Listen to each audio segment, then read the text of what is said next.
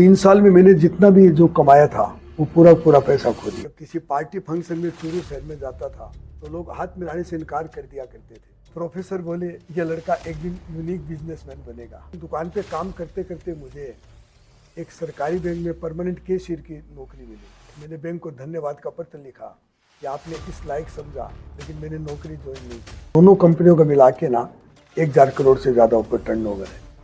Brand positioning कितनी ज़्यादा ज़रूरी होती है अगर कोई अभी स्टार्ट कर रहा है तो अपनी कंपनी?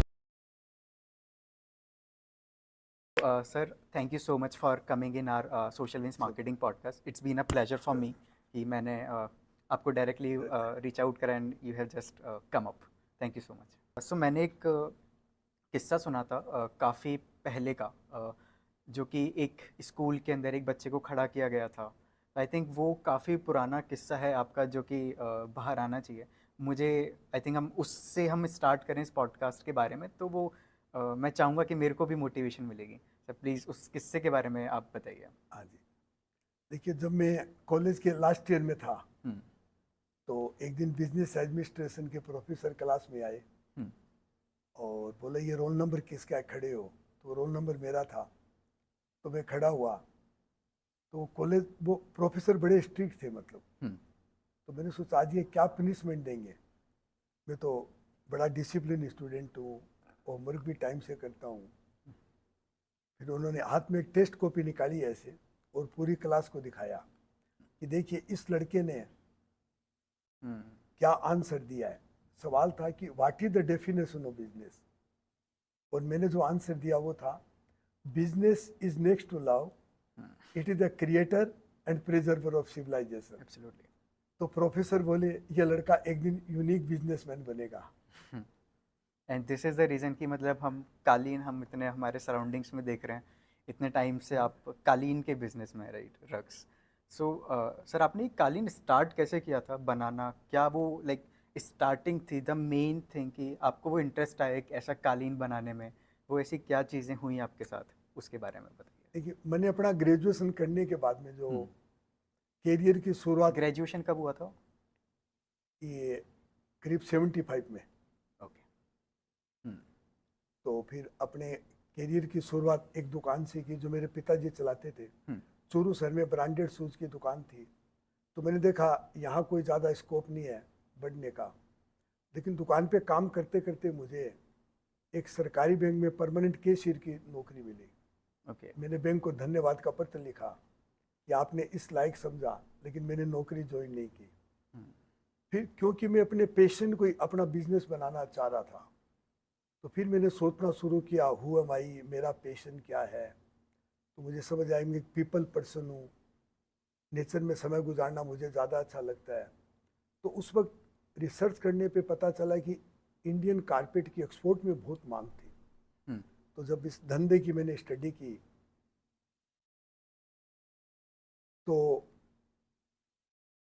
मुझे बहुत जल्दी ये समझ में आया कि अगर इस बिजनेस को मैं शुरू करता हूँ तो मुझे गांव में जाने का मौका मिलेगा, नए नए लोगों से मिलने का मौका मिलेगा और ऐसे लोगों को साथ काम करने का मौका मिलेगा दे वर रिजेक्टेड बाय द सोसाइटी। तो रग्स ही क्यों? मतलब आई थिंक रग्स के अलावा बहुत सारे ऐसे पोट्री वाली चीज़ें होती हैं, बट वाई ओनली रग्स? मतलब कालीन ही क्यों था ऐसा? हाँ देखिए, जब मैंने अपने पैशन को अपने अंदर सर्च किया तो जब इस काम को मैंने शुरू किया तो परिवार के सारे लोग बोले कि तो अनटचेबल है, इनको घर में नहीं आने देंगे। अच्छा। मोहल्ले वाले बोले मोहल्ले में नहीं आने देंगे। जब किसी पार्टी फंक्शन में चूरू शहर में जाता था तो लोग हाथ मिलाने से इनकार कर दिया करते थे कि आप तो अछूत लोगों के साथ काम काम करते हो। हम्म, तो मुझे समझ में आया कि आदमी की पहचान जाति से कैसे हो सकती है। राइट। लेकिन इतने विरोध के बावजूद भी मेरा जो प्रेम था वीवर और वीविंग के प्रति वो लगातार बढ़ता जा रहा था। मैं दोपहर का खाना भी वो जो काम करने वाले वीवर थे उन्हीं के साथ बैठ के खाया करता था। तो मुझे इस काम को शुरू करने के बाद कुछ महीनों में समझ में आ गया कि ये ही मेरा पैशन है। I love weavers, I love weaving. लेकिन काफ़ी अच्छा है कि अगर अपन अपने कर्मचारियों से या फिर अपन जो हम जिनके साथ हम काम करते हैं उनके साथ ही खाएं पिएं तो वो ज़्यादा बॉन्ड बनाता है। तो वो काफ़ी अच्छी चीज़ होती है। तो अगर आपने वो स्टार्ट किया जयपुर रक्स, फिर आप उसके बारे में थोड़ी सी और आगे जर्नी बताइए। 2000 तक हम कहाँ चले गए जयपुर रक्स में, उसके बाद 5 साल बाद क्या हुआ, अच्छा कैसी जी। कैसी हमने क्या क्या ऐसी चीज़ें क्रैक करी इन द रग्स मार्केट। जैसे पहले रग्स को इतना ज़्यादा मान्यता नहीं दी जा रही हाँ थी, जी, हाँ क्योंकि जी। जब इंडिया इतना बड़ा नहीं था कि ये हम्म। लोग कालीन बिछाएं करें। तो वो टैबू कैसे ब्रेक हुआ? सबसे पहले तो मैं थोड़ी अपनी जर्नी की बात बताता हूँ कि 1978 में जब मैंने इस बिजनेस की शुरुआत की तो अपने पिता से 5,000 रुपये का लोन लिया और 2 लूम खरीदी मैंने जो अपने घर पे लगाई, और एक पुरानी साइकिल खरीदी 350 रुपये में, जिससे मैं वीवरों के घरों पे आया जाया करता था। तो I worked as a contractor manufacturer. Okay. 8 साल तक मैंने एज कॉन्ट्रैक्टर और ये कब से मैन्युफैक्चर की कब तरह तक था किया ये काम। Time range? ये 78 से 86 तक। उस टाइम पे। हाँ। तो फिर तो 8 साल तक मैंने जो एज ए कॉन्ट्रैक्टर मैन्युफैक्चर काम किया, हम्म, तो मुझे जो कारपेट की बारीकी थी हम्म, और जो काम करने वाले वीवर थे, हम्म, उनके बारे में मेरी समझ बहुत गहरी होती चली गई। फिर मैंने सोचा मैं अपना एक्सपोर्ट करूं। हम्म। तो फिर मैं जयपुर आया, 3 साल जयपुर रहा और अपने भाई के साथ एक्सपोर्ट कंपनी की शुरुआत की मैंने। Got it.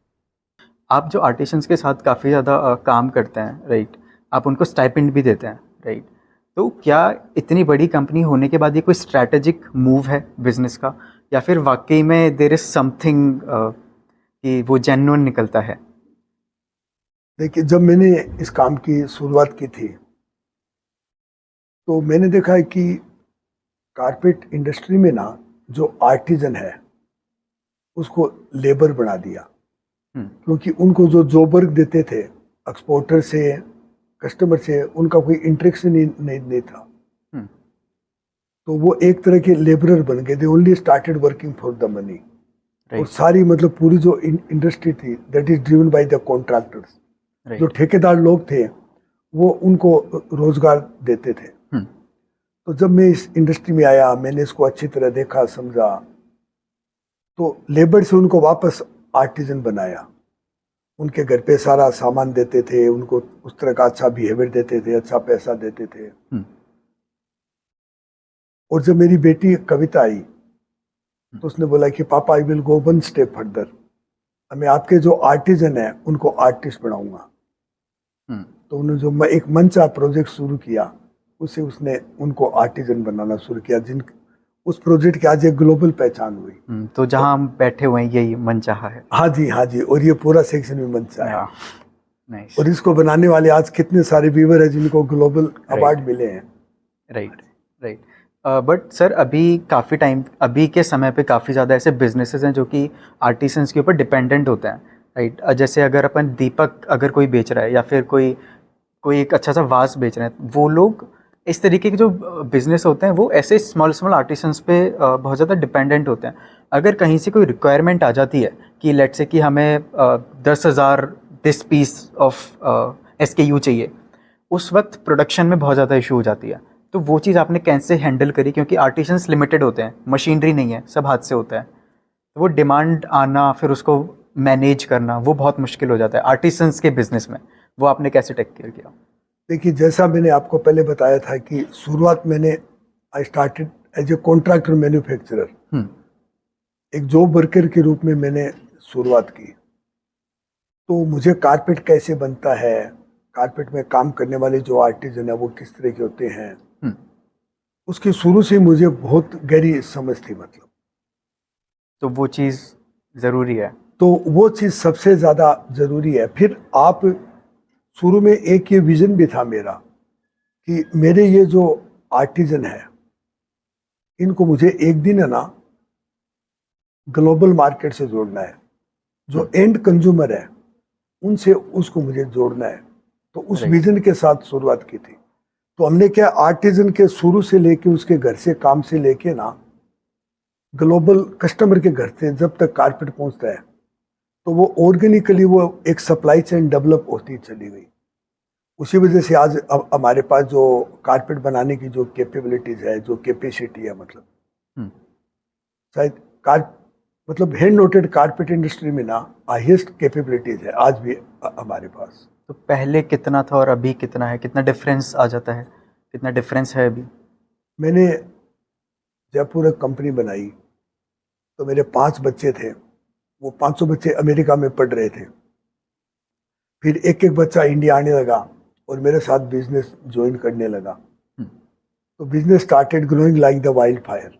तो उसके बाद में ये बिजनेस बहुत तेजी से बढ़ा। और फिर जो 500 बच्चे हैं उनकी अलग अलग विशेषताएं हैं, अलग अलग स्ट्रेंथ है। तो 500 ने वो अलग अलग विशेषताएं वो इस बिजनेस के अंदर अंदर आई। तो उससे बिजनेस का जो एक फाउंडेशन बहुत मजबूत हुआ और वो बहुत बड़े रूप में जो बिजनेस वो फिर स्केल एम्पायर होता बना। चला गया। राइट और अब हर साल भी एक काफी अच्छी ग्रोथ हमारे बिजनेस में आती जा रही है। राइट। बट सर, कैपेसिटी की जो हम बात कर रहे थे वो कितना अभी है, पहले कितना था, वो कितना, कुछ नंबर अगर आप देना चाहें। देखिए, जब मैंने मतलब जयपुर एक कंपनी बनाई तो उस वक्त शायद पहले साल मेरा 5 करोड़ का टर्नओवर होता था। 2000 में? हाँ जी, हाँ जी। ओके। और अभी जैसे कि जो जयपुर एक कंपनी है उसका टर्नओवर 300 करोड़ है सालाना?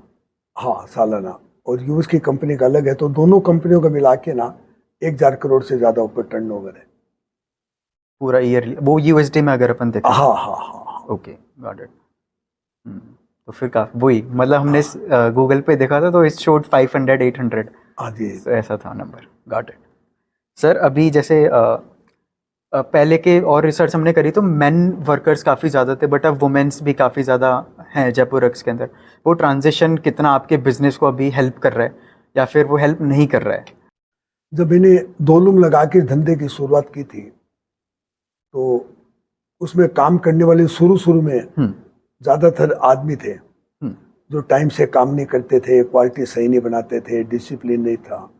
फिर धीरे धीरे मैंने देखा है कि कुछ वुमेन की शुरुआत हुई तो वुमेन क्वालिटी ज़्यादा अच्छी बनाती थी, डिसिप्लिन था, उनसे समस्याएं कम आती थी। समस्याएं तो कैसी? उसी वक्त मुझे समझ आ गया कि मुझे वुमेन पे फोकस करना है। तो तब से लेके आज तक हमने ना वुमेन पे फोकस किया है और आज भी हमारे जो 90% से ज़्यादा वुमेन इस काम में वुमेन ही है। सर, कैसे अभी एक नए स्टार्टअप्स होते हैं, राइट, उनमें रहता है कि फीमेल्स हायर करनी चाहिए, मेल्स हायर करने चाहिए, तो क्या क्या ऐसी डिफ़िकल्टीज, चैलेंजेस होते हैं मेल फीमेल में जब हम उनके साथ एक वर्क करते हैं, एडमिनिस्ट्रेटिव वर्क, तो वो अगर आप बताना चाहें। देखिए, वैसे तो चाहे मेल हो चाहे फीमेल हो, देखिए वैसे तो देखा जाए तो आज वुमेन एरा है। आदमी को इतिहास ने बहुत बड़ा बड़ा मौका दिया लेकिन आदमी अपने आप को प्रूव नहीं कर पाया। तो वुमेन के अंदर जो लव, केयर, जो एम्पैथी होती है, आज भी देखिए हमारे जो जयपुर ऑफिस में भी जो स्टाफ है उसमें मोस्टली आपको वुमेन ही मिलेगी। Correct. हमारे जो आर्टिस्ट है वो भी राइट, वो भी ज्यादा वुमेन है। लेकिन क्या है कि सबसे ज्यादा मतलब आज जो जयपुर का जो बिजनेस मॉडल ये पूरा कंपैशन पे, एम्पैथी पे बेस है। तो हम जो लोग हायर करें वो उस वैल्यूज में, उस फिलोसफी में बिलीव करता, उनमें बिलीव होना चाहिए। मतलब उनका they believe what Jaipur believe. Correct. But sir, अब मैं इसमें अगर ये चर्चा चालू हुई है तो नए स्टार्टअप्स में ना अभी ऐसा नहीं है, राइट? उनका ऐसा होता है कि अच्छा, एक जना आया, इंटर्न आया, प्रोफेशनल आया, काम कराएंगे और जाओ। तो ये सॉल्व हम कैसे करें, वो आप बताएं। देखिए, हर जितने भी दुनिया में जो फाउंडर होते हैं हर फाउंडर की एक कोर होती है और ये समस्या वहीं आती है कि जब जो बिजनेस चलाने वाले हैं फाउंडर वो अपने आप को नहीं जानते। राइट। जैसे बेन एंड कंपनी का एक कोटेशन है कि if you don't know who are you and if you don't know why you exist, जब आपको ये नहीं मालूम है मैं कौन हूं, मैंने ये बिजनेस क्यों शुरू किया था, then there is no point having the business at all. Correct, मतलब फंडामेंटल्स क्लियर होने चाहिए। हाँ, तो पहले मुझे पता होना चाहिए मैं इस बिजनेस को क्यों कर रहा हूं। फिर मुझे उन्हीं लोगों के साथ काम करना चाहिए जो उसमें बिलीव करते हैं जिसमें मैं बिलीव करता हूँ। राइट। इनिशियल हायरिंग सर कौन थे आपके स्टार्टिंग में सबसे पहले जो आपने हायर किया आउट ऑफ फैमिली, हाँ इफ यू देखिए, रिमेंबर? जब मैंने शुरू में जब एज ए कॉन्ट्रैक्टर मैन्युफैक्चर काम शुरू किया था, तो तब मतलब क्या, मतलब एक सेंटर का ध्यान रखने के लिए उस वक्त मास्टर बोलते थे। ओके। तो वो मास्टर तो सारे यूपी भदोही वगैरह से आते थे, तो उन मास्टरों को हायर किया मैंने, और फिर लोकल लोगों को ही ना मैंने वो मास्टर का सारा काम सिखाया। तो वो लोकल लोग ही ट्रेनर बन गए, मास्टर बन गए, और वो ही धीरे धीरे उस यूनिट के मैनेजर बन गए। मतलब हमने आई थिंक जो लोकल आर्टिसंस थे या फिर जो लेबर जो आपने जैसे वर्ड कोट किया था, हमने उनको एक ग्लोबल स्टेज पे रखा, उनकी पोजीशनिंग हमने चेंज करी, उनको आर्टिसंस बोला, उनको क्राफ्टमैन बोला, एंड फिर आई थिंक जयपुर एक्स ने वो कोर बिलीव रखा, और तब जाकर के आई थिंक इतना बड़ा एम्पायर है। राइट। राइट। 2008 में आई थिंक सबसे बड़ा मार्केट प्लेस बन गया था जयपुर एक्स। तो उसके बारे में कैसा लगता है, मतलब अब, पहले नहीं था बट अब आई थिंक 2008 से इतना बड़ा मार्केट प्लेस है, तो हाउ यू फील? मुझे मतलब बड़ा अच्छा लगता है कि शुरू से मैं बहुत इनोसेंट था, सीधा साधा था। तो लोग बोलते थे, mister Chaudhary you are a very good human being but very bad businessman. तुम आदमी अच्छे हो लेकिन काम तुम नहीं कर पाओगे, क्योंकि तुम चालाकी नहीं करते, दिमाग का ज़्यादा उपयोग नहीं करते। और आज जब एक जयपुर एक ग्लोबल ब्रांड बना, तो मुझे पता चला कि मैंने जिस तरह सोचा, मैंने जो किया, वो आज एक ग्लोबली ना कितने मतलब एक वो सही सोच था मतलब। और मेरी जो सेल्फ स्टीम है, वो सेल्फ स्टीम मुझे मिली मतलब। बट सर कई बार होता है कि फाउंडर्स ना, मतलब you are at very great stage at of now, but initial stages में हर कोई ये थॉट तो रखता है दिमाग में, बट वो कंसिस्टेंटली ये थॉट रख नहीं पाता है। कई बार अप्स एंड डाउन्स आते रहते हैं, राइट? कई बार होता है कि चलो हम ऊपर चले जाएंगे, बट कई बार लगता है कि नहीं ऊपर आ, मतलब वो लो फील होता है। तो सर वो आपके लाइफ में बिजनेस के टर्म्स में कब वो लो फील हुआ है, या आपको लगा हो कि जयपुर एक्स अब नहीं हो रहा? देखिए, जब मैंने जयपुर कंपनी 99 में जब बिल्कुल जीरो से बनाई, मैं अपने भाई के साथ करता था, तो उनसे अलग होके फिर जयपुर कंपनी बिल्कुल जीरो से बनाई मैंने। तो मैंने तो क्या है कि इतने दिन गांव में काम किया था, मुझे एक्सपोर्ट बिजनेस की समझ नहीं थी। तो 3 साल में मैंने जितना भी जो कमाया था वो पूरा पैसा खो दिया। कितना था जो अपन ने फूका? करीब 7-8 करोड़ रुपए ना वो पूरा मुझे मैंने खो दिया मतलब। तो फिर मैंने सोचना शुरू किया कि व्हाट वेंट रॉन्ग। मैंने एक बड़ा डीप इंट्रोस्पेक्शन शुरू किया। तो मुझे समझ में आया कि कारपेट बनाने में मेरा बहुत बड़ा नाम था, क्योंकि मैंने उस वक्त पूरा समय गाँव के अंदर दिया था, और कारपेट बनाने में मुझे मजा आता था, आर्टिजन के साथ काम करने में। तो जब मैंने अपना बिजनेस एक्सपोर्ट शुरू किया, तो मुझे एक ओवर कॉन्फिडेंस था कि जब कारपेट बनाने में इतना मेरा नाम है, तो एक्सपोर्ट बिजनेस में भी मैं सक्सेस होऊंगा। तो फिर समझ में आई कि वो जो false feeling of goodness, and good is the enemy of best. Correct. तो ये ही मेरी बात थी। अब फिर मुझे समझ में आया कि ये अब मैं ग्लोबल बिजनेस में हूँ, तो मुझे ग्लोबल बिजनेस उतारने के लिए उसकी एक स्किल सीखनी पड़ेगी, अपने परसेप्शन को बदलना पड़ेगा, लीडरशिप स्टाइल को बदलने पड़ेगी। फिर मैंने सीखने की शुरुआत की, जो मुझे आज यहाँ पर लेके आई। तो शायद ये सर लीडरशिप स्टाइल ही होती है, जब हमें सोचना पड़ता है हर एक ब्रांड की पोजीशनिंग, राइट? जैसे Jaipur x I think revolves around more over empathy. हाँ जी राइट। हम आर्टिशंस एम्पथी उसके अराउंड रिवॉल्व करते हैं। ब्रांड पोजीशनिंग कितनी ज़्यादा ज़रूरी होती है अगर कोई अभी स्टार्ट कर रहा है तो अपनी कंपनी? हाँ देखिए, ये बड़ा अच्छा सवाल पूछा आपने कि ब्रांड पोजीशनिंग के लिए मैं आपको एक चीज़ बताना चाहूँगा कि करीब आज के 12-13 साल पहले बेन एंड कंपनी, जो स्ट्रेटेजी में वर्ल्ड की सबसे बेस्ट कंपनी है, उनके 300 लोग इंडिया आए। तो उन्होंने मेरे को बोला कि इसमें जो सबसे जो हमारे 10 सीनियर पार्टनर है, वो हम आपको देते हैं और आप पूरा दिन उनके साथ आप जो काम करते हैं गांव के अंदर उसमें आप उनको लेके जाइए। तो जब मैंने उनकी प्रोफाइल देखी तो काफ़ी लोग ऐसे थे जिन्होंने 5 पेटेंट फॉर्चून कंपनियों को टर्न डाउन किया।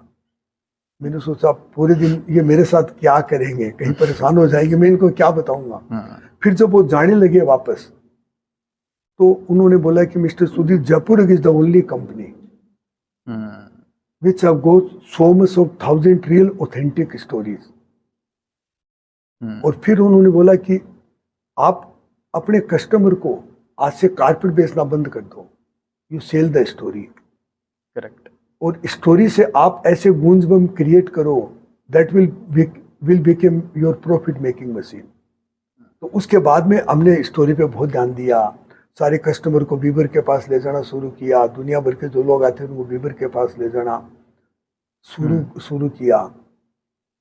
और हमें 10-15 साल बाद लोगों ने बताया कि हमने कुछ ब्रांड के एक्सपर्ट्स बुलाए कि हम भी ब्रांड बनाना चाहते हैं। तो एक्सपर्ट्स ने हमको बोला कि हम जब भी किसी को एग्जाम्पल देते हैं तो आपके ब्रांड के बारे में बात करते हैं, तो आपका ब्रांड तो ऑलरेडी बना हुआ है, हम आपके ब्रांड से सीखते हैं मतलब। तो वो जो जब से हमने स्टोरी बताना शुरू किया उस स्टोरी ने आज एक ग्लोबल ब्रांड बना दिया।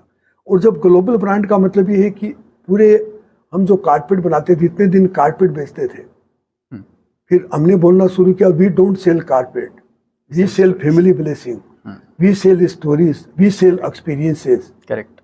And if you want to buy your carpet that is free, we don't charge for the carpet, we charge for the stories. Correct. और एक कारपेट की पूरी परसीव वैल्यू पूरी दुनिया में बदल गई। राइट। तो sir buying journey of a user बहुत ज़्यादा हमने आई थिंक बदली होगी। राइट। यूज़र कैसे आता है, उसको अपन क्या क्या कम्युनिकेशंस हमें बोलनी है। राइट। वो आई थिंक कब वो ट्रांजिशन आया था कि हमने कम्युनिकेशन स्ट्रेटजीज हमने बदली जयपुर रक्स में? ये करीब जैसे मैंने आपको बताया कि करीब 12 साल पहले ना, 12 साल पहले जब वो ग्रुप आया तब हमें स्टोरी के महत्व का पता चला। और उसके बाद इतने सारे रिसर्चर आए तो उन्होंने बोला कि एक बिजनेस के माध्यम से 2019 में एक किताब आई। किताब का नाम था the healing organisation, how a business can heal the society, heal the customer. तो उस केस स्टडी में उन्होंने पूरे वर्ल्ड से 25 केस स्टडी ली। उनकी पहली केस स्टडी उस किताब में जयपुर की है कि how Jaipur is transforming the life of the people. तो हमें तो ये पता भी नहीं था कि बिजनेस के माध्यम से ऐसा कुछ होता है। तो इस तरह की जब केस स्टडीज हुई, फिर हमने जब स्टोरी बतानी शुरू की तो पूरे जो इंडस्ट्री के प्रति लोगों का परसेप्शन बदल गया। मतलब स्टोरी होना बहुत ज़रूरी है बिल्कुल बिजनेस में। अगर हम वेंचर कैपिटलिस्ट या फिर इन्वेस्टर्स को पिच करते हैं, वो कब टर्न अप होता है, स्टोरी के ऊपर या फिर नंबर्स के ऊपर? क्या ज़्यादा ज़रूरी है आपके हिसाब से? देखिए मेरे हिसाब से तो अगर स्टोरी में ऑथेंटिसिटी है और आप अपनी स्टोरी को सही ढंग से बता पाते हैं तो नंबर तो उसके पीछे आएंगे। बट सर एक्टर्स भी अच्छी स्टोरीज बता पाते हैं, बट एक्टर्स मतलब एक्टर्स होते हैं। हाँ नहीं, बड़ा अच्छा सवाल है। देखिए क्या है कि जैसे मैंने पहले आपको बताया कि स्टोरी में ऑथेंटिसिटी होनी बहुत जरूरी है। जो रियल जो ऑथेंटिसिटी है वही वायरल होती है। आज लोग हमें बोलते हैं कि सुधीर साहब आपने बड़ा नोबल काम किया, आप तो गरीबी दूर करते हो, आप तो लोगों का ये फायदा करते हो। मैं उनको बोलता मतलब हम लोगों के साथ सही व्यवहार करते हैं, हम लोगों को सही पे करते हैं, उनको डिग्निटी देते हैं, हम उनके लिए और कुछ नहीं करते। फिर आप जैसे जो लोग आते हैं वो बोलते हैं कि मतलब आपने ये कर दिया। तो जब लोग वहां जाके उस चीज को गांव में जाके हमारे जो बुनकर हैं, जो वीवर है, उनके साथ जब समय गुजारते हैं, जब देखते हैं तो वो चीज पूरे दुनिया में वायरल होती है। करेक्ट। तो स्टोरी में ऑथेंटिसिटी होनी बहुत जरूरी है। मतलब रियल कहानी बनाओ, रियल कहानी, बिल्कुल ऐसे नहीं कि कुछ भी बना दिया। बिल्कुल फैब्रिकेटेड नहीं होनी चाहिए। फैब्रिकेटेड नहीं होना चाहिए। बिल्कुल करेक्ट। मतलब अभी आई थिंक जयपुरक्स मोर ओवर अभी ब्रांडिंग जो करते हैं अपन इमोशनल बेस्ड ब्रांडिंग करते हैं, जो कि जैसा आपने बोला कि इमोशन सेल होता है। राइट। सो आप कोई एक एग्जांपल, कोई कैंपेन का कोई एग्जांपल दे सकते हैं जो हमने ऐसी कैंपेन चलाई हो, कोई ऐसा मार्केटिंग करा हो, कुछ भी ऐसी चीज़? जो हमने कोई एक स्टोरी अगर आप बताना चाहें।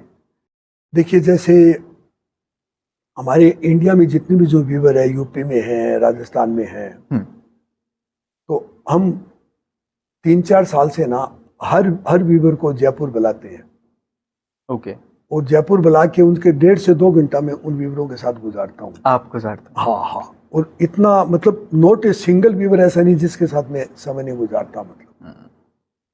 तो उस वक्त आप ये देखेंगे एक ऐसा एनवायरनमेंट बन जाता है, it is the complete transformation of their mindset.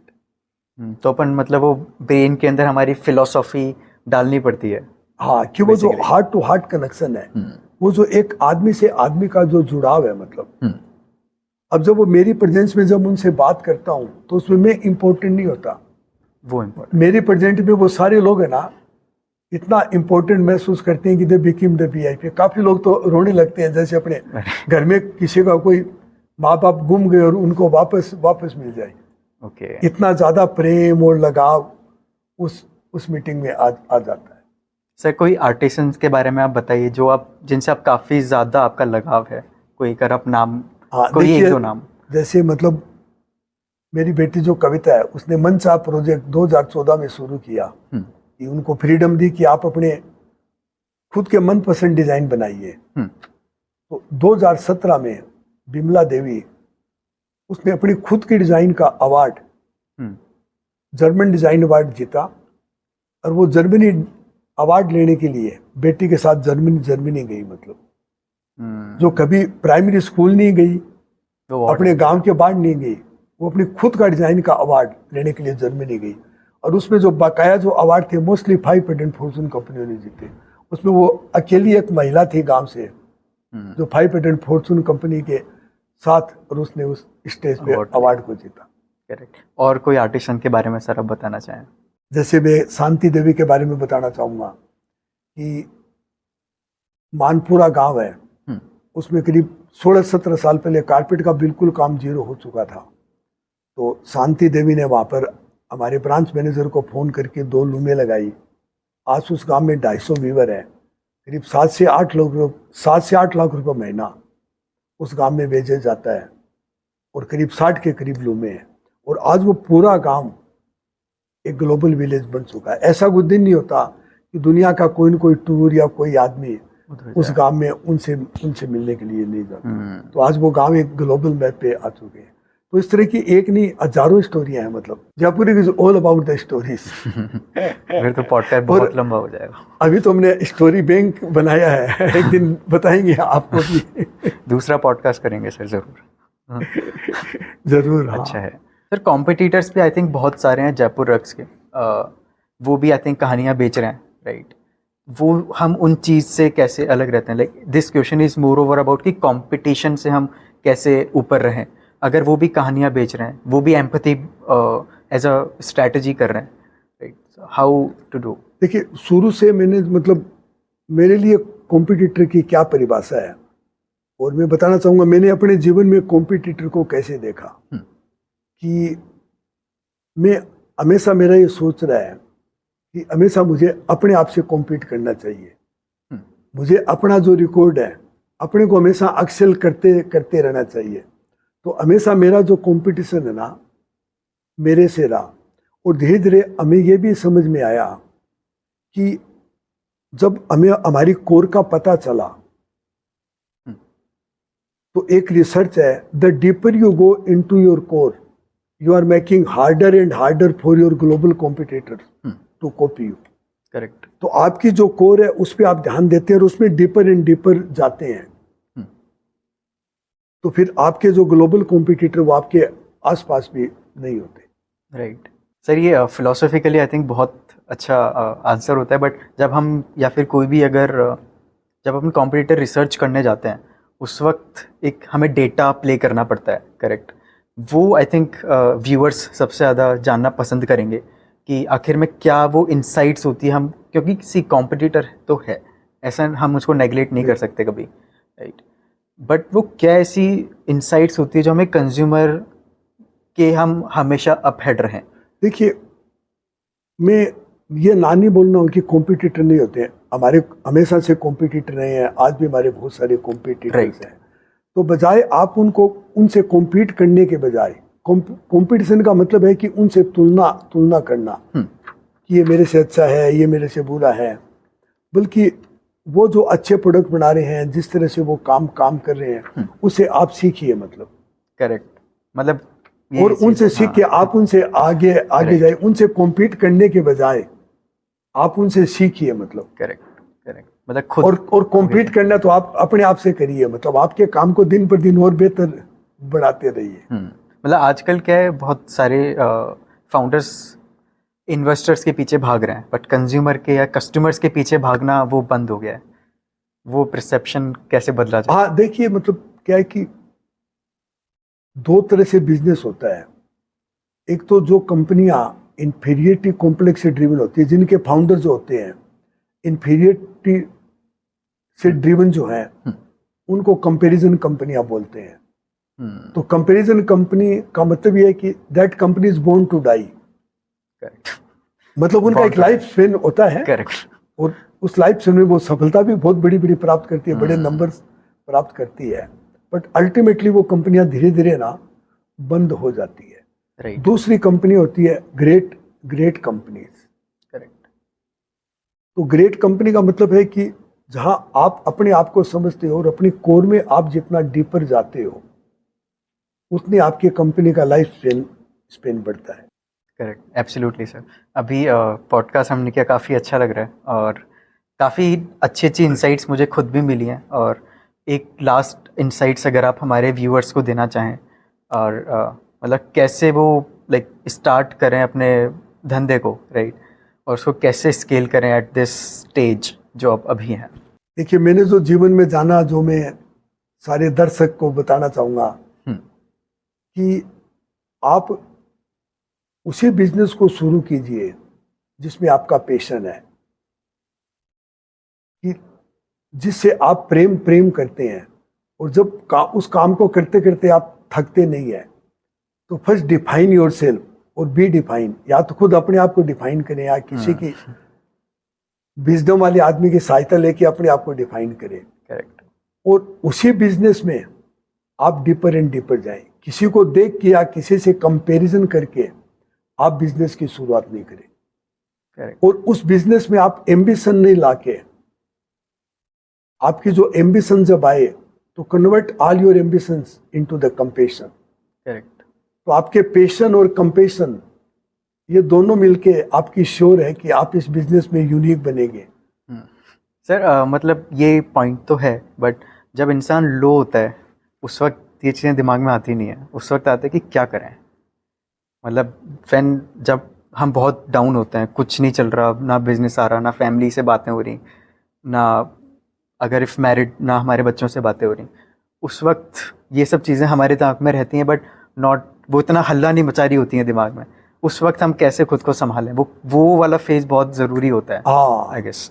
और ये इस तरह का फेज देखिए सभी के जीवन में आता है। आएगा, अभी नहीं आया तो आएगा। नहीं आएगा। हाँ, और मेरे जीवन में भी बहुत आया है। करेक्ट, और ऐसा नहीं कि आगे भी आएगा, मतलब।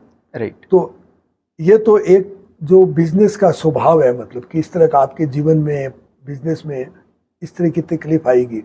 लेकिन मैंने क्या, इस पे अपने आप पे बहुत काम किया। इस पे मैंने बहुत डीप लेवल की कोचिंग ली, और बहुत हाई लेवल की कोचिंग की, कि जब ऐसा समय आता है तो अपने उस वक्त जो सबसे बड़ी गलती होती है, और मैंने भी ऐसी गलतियां की है, मुझे उस कोचिंग से मैंने अपने आप पे जब काम करना शुरू किया, तो जब वो दर्द, उसको पेन बोलते हैं, तो जब वो पेन आता है तो आदमी उस पेन से अवॉइड करने के लिए अपने आप को म्यूजिक कर देता है। करेक्ट, जबकि उस वक्त जब आपको फेलियर आई, जब आपको डिप्रेशन आया, जब आपको चैलेंजेस आए, जब आपको किसी भी तरह की तकलीफ आई, जब आपको लगता है अब आगे मेरा क्या होगा, तो वो जो पेन है, उस पेन में आप रहिए, उस पेन को जानिए, मतलब करेक्ट, कि ये मेरे अंदर क्यों आया। और उस पेन को जितना ज्यादा जानेंगे, जितना ज्यादा उसको अंदर लेके उसको मैं एनालाइज करूंगा, उसके साथ में जीऊंगा, तो उसके बाद जो मुझे समझ में आएगा, वो निश्चित रूप से मुझे बड़ी सफलता की तरफ लेके जाएगा। करेक्ट, इसके एम्बिग्यूटी बोलते हैं, और इस पे हम लोग काफी प्रयोग भी कर रहे हैं। ओके एक दिन आप आएंगे तो मैं आपको जरूर जरूर सर। दिखाऊंगा कि आप इस चीजों को समझते हैं। मतलब तो वो जो एम्बिग्युइटी जब आती है तो उसको आप एक ब्लेसिंग समझ के उसको आप एक्सेप्ट कीजिए और उसको अंदर जाने दीजिए, तो फिर आपको पता चलेगा कि मैंने कहाँ पर गलती की, I did Correct. Something wrong.